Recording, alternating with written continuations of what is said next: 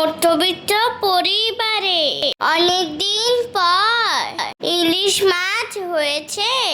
এখান থেকে ছোট্ট লেজা উৎসা নিয়ে এসেছে বাংলাদেশের জনপ্রিয় ইলিশ মাছের ভর্তা বানাবো। সেজন্য প্রথমে কড়াইয়ে সর্ষের তেল দিয়ে দেব। রসুন প্রথমে ভেজে আমি নিলাম। গরম তেলে এবারে পেঁয়াজ কুচি ছেড়ে দিলাম। লাল লাল করে ভেজে নিয়ে প্লেটে তুলে দেব। এরপরে শুকনো লঙ্কা আমি ভেজে নেব। লবণ, লঙ্কা, রসুন, পেঁয়াজ ভালো করে চটকে নিয়ে পরিমাণ মতো তেল কিন্তু দিও তোমরা দিয়ে।